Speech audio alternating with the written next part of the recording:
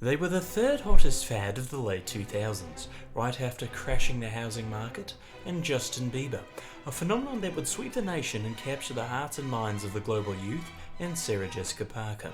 I'm talking, of course, about Silly bands, inexpensive rubber bands, cut in fun and funny shapes. They're the hottest new trend. Not since the implant as a silicone accessory caused this much buzz. Celebrities are sporting them, school children fighting over them. They've been banned in some classrooms. They're silicone bracelets that come in dozens of different shapes.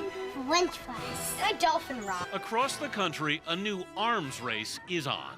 Yes, Silly Bandz, the 2008 fashion accessory revolution that started in the cultural capital of the United States, Toledo, Ohio, with the BCP Imports Corporation. When Silly Bandz hit the market, they immediately became the first must-have item in the United States since the invention of the gun.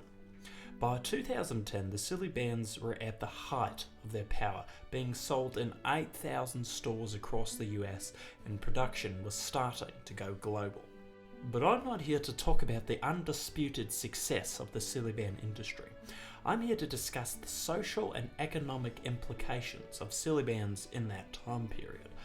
You see, Silly Bandz quite literally started an arms race in the fact that whoever filled their arms the most with Silly Bandz had the potential to become the most popular kid in school. Your social status in school during this time period now heavily depended on two things: the quality of your Silly Band, meaning how rare it was compared to the rest, and the quantity of your Silly Band, meaning the sheer number of how many Silly Bands that you owned.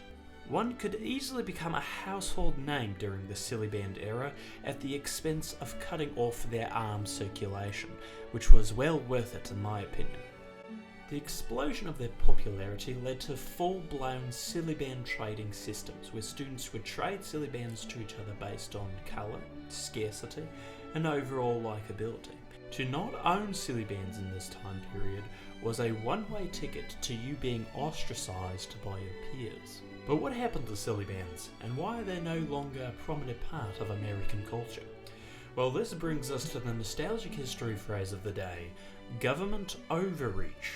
You see, schools across the world couldn't handle the fact that students prioritised Silly Bandz over learning things like long division. And because of this, they put their foot down, banning Silly Bandz in most public schools as they were thought to be too distracting. And this, along with the natural dying of trends, led to their demise in 2012. This has been another episode of Nostalgic History. Like and subscribe for more videos.